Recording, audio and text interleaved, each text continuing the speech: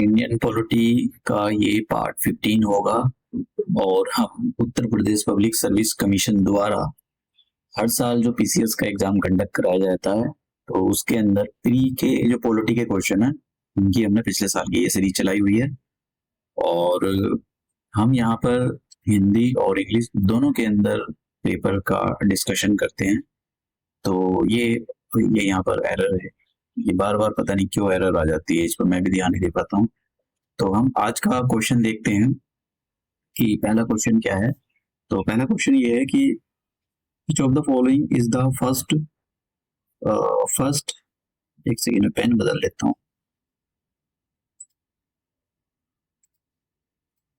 ठीक है, तो which of the following is the first state in India form on the basis of the language। तो देखिए जो फर्स्ट स्टेट फॉर्म हुआ था वो अक्टूबर 1953 में फॉर्म हुआ था और वो था आंध्र प्रदेश। ठीक है, तो इसका जो आंसर है वो है सी। नेक्स्ट क्वेश्चन,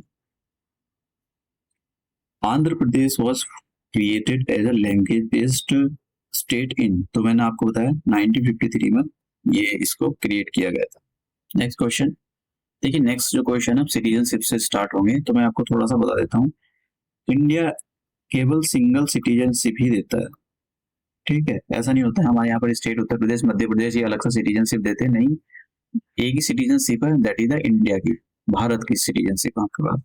और ये जो कॉन्स्टिट्यूशन के अंदर आर्टिकल 5 से लेकर 11 तक इसके आर्टिकल चलते हैं और ये पार्ट सेकंड में रखा गया है। सिटीजनशिप जो है पार्ट सेकंड में रखा गया, तो ये बात याद रखना कौन से पार्ट में इस टाइप के क्वेश्चन पूछे गए हैं आयोग के द्वारा।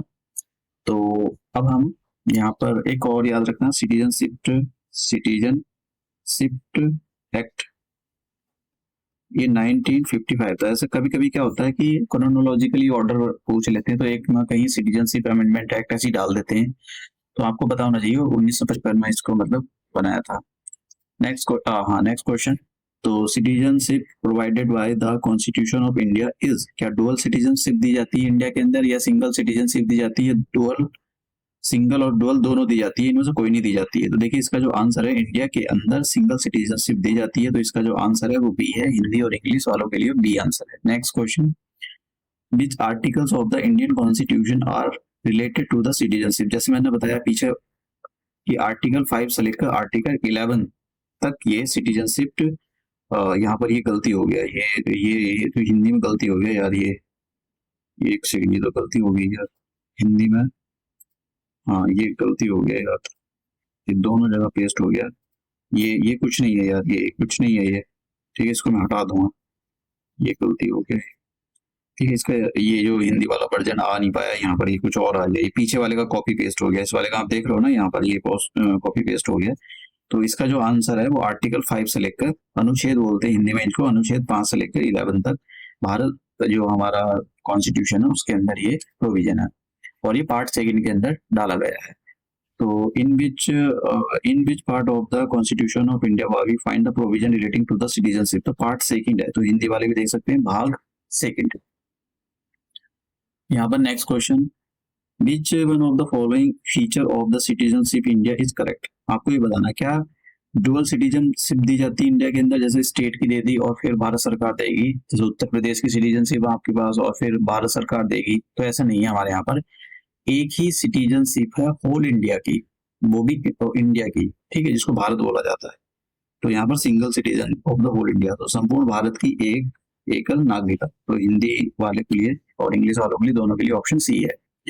अब देखिए आप सिटीजनशिप आपकी कब खत्म हो सकती है। देखिए जो हमारा आर्टिकल है, आर्टिकल 5 से लेकर 11 तक, उसके अंदर ये बोला गया है एक आर्टिकल के अंदर कि भाई ये सिटीजनशिप का जो काम है किसकी टर्मिनेट कर सकते हो, किसकी कौन सिटीजनशिप ले सकता है भारत की, तो ये भारत पार्लियामेंट को पावर दी गई है, तो पार्लियामेंट उसको लॉ बनाती है। तो पार्लियामेंट में एक लॉ बनाया था सिटीजनशिप एक्ट 1955। तो इसके अंदर तीन तरीकों से आपकी जो सिटीजनशिप खोई जा सकती है। एक तो आपने छोड़ दी, टर्मिनेट हो गई आपकी, और डेप्रीविएशन हो गई, मतलब आपने सिटीजनशिप ले ली लेकिन बाद में पता लगा आपने जो सिटीजनशिप ली है इंडिया की वो किसी फ्रॉड डॉक्यूमेंट देखा के लिए, ठीक है, तो फिर आपकी सिटीजनशिप खत्म, मतलब भारत सरकार डेप्रीवेट आपको छीन लेगी। टर्मिनेट का मतलब यही होता है कि भाई रेन्यूसिएशन का मतलब होता है कि आपने अपनी मर्जी से सिटीजनशिप छोड़ दी है। टर्मिनेशन का मतलब ये होता है कि भाई आपने किसी दूसरे की सिटीजनशिप ले ली दूसरे की, तो आपकी जो है टर्मिनेट हो गई है वो। तो अब यही क्वेश्चन, सॉरी ये वाला क्वेश्चन है कि आपकी सिटीजनशिप इंडिया के अंदर कब लॉस हो सकती है। रेनाउंस द इंडियन सिटीजन, जब आप जो है भारत की जो नागरिकता उसको छोड़ दो, त्याग दो, तो ये बात सही है, तब आपकी जो है सिटीजनशिप खत्म हो सकती है। Voluntarily acquire the citizenship of the another country, अगर आप ना मर्जी से दूसरे देश की सिटीजनशिप ले ली, जैसा आपने कुछ लोग होते हैं कि दूसरे देश की सिटीजनशिप ले लेते हैं, तो फिर भारत सरकार जो आपकी जो है इंडिया की सिटीजन ऑटोमेटिकली खत्म हो जाएगी। तो इसका बी ऑप्शन भी ठीक है। अगर आपने किसी दूसरे सिटीजन के लड़के, मतलब दूसरे देश के, चाइना के लड़की या लड़की से शादी कर ली है, तो तब आपकी सिटीजनशिप नहीं खोई जाएगी। और या फिर आप गवर्नमेंट को, फोर्थ ऑप्शन है, गवर्नमेंट को अगर आप क्रिटिसाइज कर रहे हो, गवर्नमेंट की आप आलोचना कर रहे हो, तब भी आपकी सिटीजनशिप नहीं खोई जाएगी, क्योंकि बहुत सारे न्यूज़पेपर वाले भारत सरकार के जो पॉलिसीज होती है उसको काफी क्रिटिसाइज करते हैं, टीवी पर भी करते हैं। तो ये दोनों, इन दोनों की वजह से जो है आपकी सिटीजनशिप नहीं खोई जाती, केवल पहले जो दो ऑप्शन है इनकी वजह से ही आपकी जो है सिटीजनशिप खोई जाती है। तो इसी वजह से इसका जो आंसर है वो सी हो जाएगा। आप हिंदी और इंग्लिश वाले देख सकते हो, C answer. Next question, sorry, हाँ, आपको ये बताना कि who which of the following is competent to prescribe the condition for the acquisition of the citizenship. आपको ये बताना है कि भाई जो हमारे देश के अंदर सिटीजनशिप के बारे में कौन कंडीशन बता सकता है, मतलब कौन कंडीशन लॉ बना सकता है, या आपकी सिटीजनशिप खो जाएगी, आपको इस तरीके से एक्वायर हो सकती है। तो क्या इलेक्शन कमीशन के हाथ में होती है ये पावर, या प्रेसिडेंट के हाथ में होती है, या फिर पार्लियामेंट और स्टेट लेजिस्लेचर जो होती है उन दोनों के हाथ में पावर होती है, या फिर केवल पार्लियामेंट के हाथ में होती है। देखिए ये जो पावर है वो केवल पार्लियामेंट के हाथ में होती है, इस पर स्टेट का कोई लेना देना नहीं।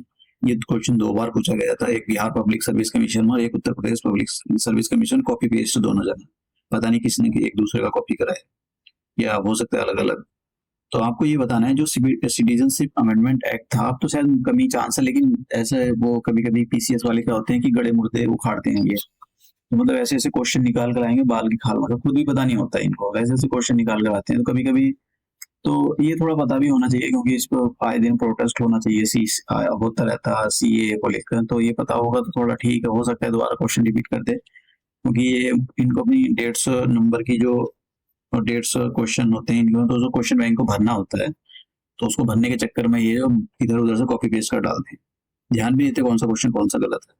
तो इसका जो सही आंसर है, जो ये जो कॉन्स्टिट्यूशनल सिटीजनशिप अमेंडमेंट एक्ट 2019 जो पास किया था, वो 11 दिसंबर 2019 को पार्लियामेंट में पास किया गया था। तो इसका जो आंसर है हिंदी और इंग्लिश वालों के लिए बी आंसर है। तो अब हम अपना लेक्चर यही खत्म करते हैं, मिलते हैं नेक्स्ट पार्ट के अंदर।